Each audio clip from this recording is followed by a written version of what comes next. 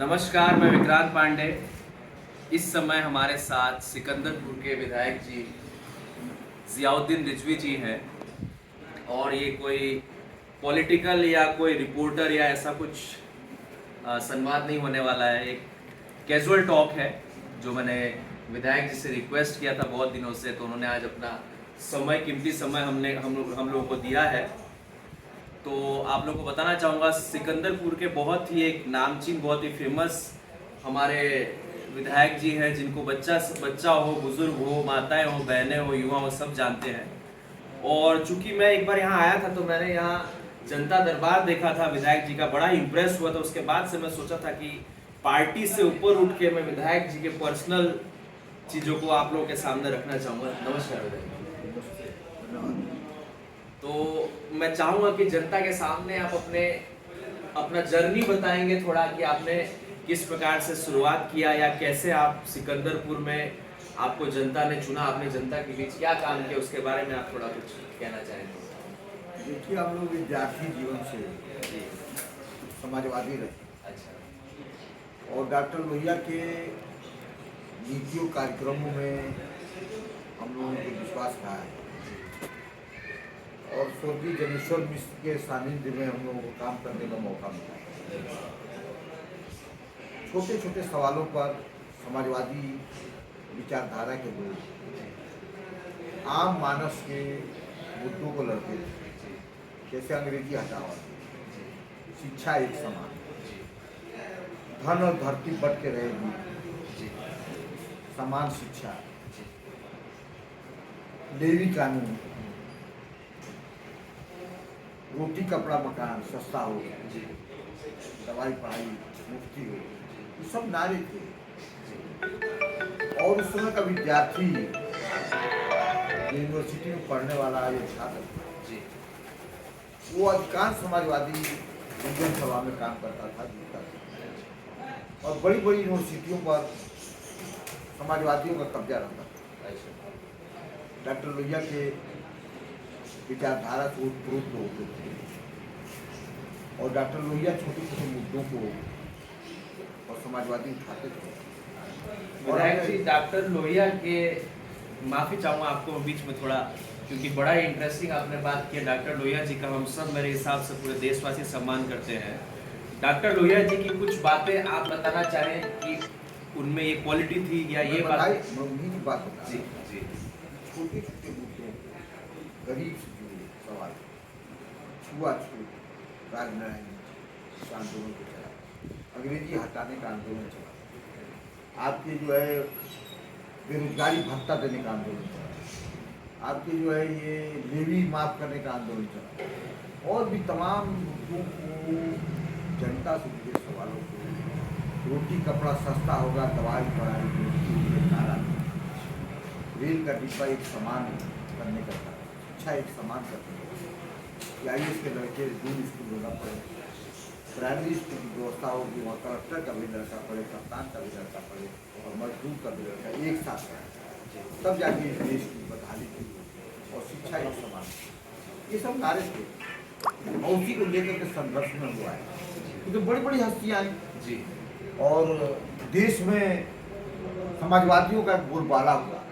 पहली सरकार बनी थी केरल में पट्टम पिल्लई के नेतृत्व में, उसमें एक चूक हो गई थी, डॉक्टर लोहिया जेल में थे और उन्होंने मजदूर आंदोलन को गोली चलवा दिया, एक मजदूर मरा था।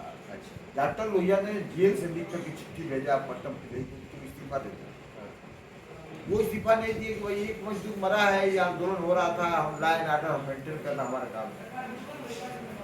तो डॉक्टर लोहिया बगावत करते और पट्टम पिल्लई के खिलाफ मोर्चा बनाते। जब उस समाजवादियों का नारा है कि हम मजदूरों को गोली नहीं चलाए और नौजवानों को नहीं चलाए, उस समय समाजवादियों का कब्जा था कई स्टेटों में। उस समय नारा चला था गैर कांग्रेसवाद का, तो समाजवादियों के नेतृत्व में 20 स्टेटों में सरकारें बन गई गैर समाजवाद, गैर कांग्रेसवाद। वही जड़ आज भी है। हम लोग फिर समय का चक्र चलता रहा। लोहिया जी मरने के बाद अलग अलग स्टेट में अलग अलग पार्टियां बन गई। समाजवादी पार्टी बिखर गई, दो खेलों में चली गई। एक प्रजा सोशलिस्ट पार्टी बन गई, एक सोशलिस्ट पार्टी बन गई। और उसमें कई तरह की बातें, उसमें जनेश्वर मिश्रा, मुलायम सिंह, अच्युत प्रतिवर्धन और तमाम के मेहता और तमाम लोग तो एक साथ इधर हो गए। फिर उसी का नतीजा रहा कि जयप्रकाश मूवमेंट में आपकी 77 में सरकार इंदिरा गांधी की मजबूत महिला की सरकार को जयप्रकाश नारायण के मूवमेंट में पलट दिया और पहली बार जो है कांग्रेस के खिलाफ एक देश स्तर पर मोर्चा बना और गैर कांग्रेसवादी सरकार वो चल नहीं पाई। आपसी क्योंकि मतभेद इतना ज़्यादा थे विपक्ष में, वो ज़्यादा 2.5 साल से ज़्यादा चल नहीं पाई। अगर वो सरकार चल गई रहती तो आज इस देश की परिस्थितियाँ अलग।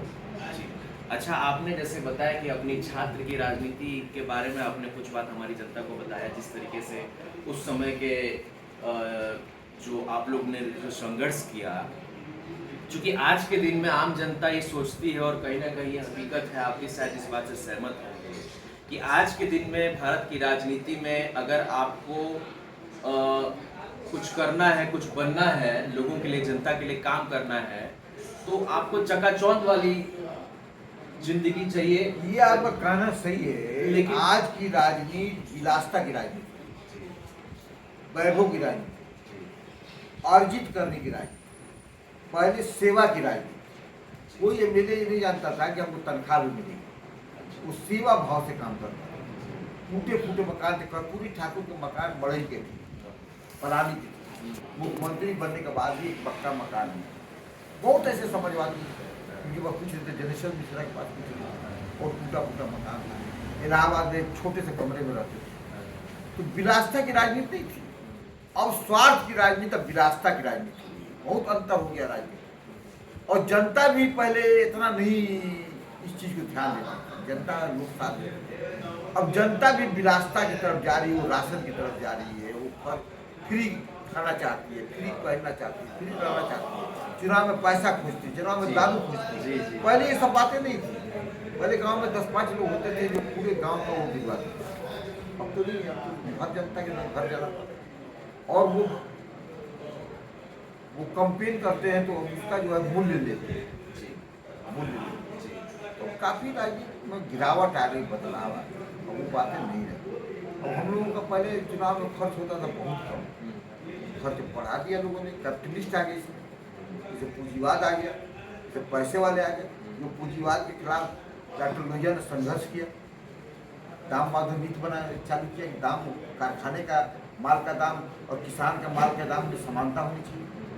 ये सब नहीं रह गया और धीरे धीरे चल गया। अब जो आज सरकार है मोदी जी की, ये शुद्ध रूप से जो है कारोबारियों की सरकार है, ये पूंजीवादी की सरकार है। और पूंजीवाद को बढ़ावा दे रहे हैं, पूंजीपति जितने इनके साथी है उन्हीं को ये अर्जित कर रहे हैं। ये तो नाम के लिए अखबारों में रोज विज्ञापन छप जाता है कि हम किसान के लिए, देहात के लिए, गरीब के लिए कर रहे हैं। केवल एक राशन बंटवा करके, केवल वोट की राजनीति करने के लिए ये गाँव में राशन बंटवा रहे हैं, चुनाव तक बंटवाएंगे। जनता जो है, गरीब जनता जो इसी भूली रहे, हमको वोट देंगे। तो जो विज्ञापन भी, आज कितनी बेरोजगारी जी, आज बेरोजगारी की इशू पर, महंगाई के चरम सीमा पर है, महंगाई की इशू पर कोई बात नहीं कर रहा है। आज आरक्षण की इशू बात नहीं कर रहा है। आज निजी क्षेत्रों से आरक्षण हटाया जा रहा है, आज ये सरकारी संस्थाओं से हटाया जा रहा है, सरकारी संस्थाओं को बेचा जा रहा है।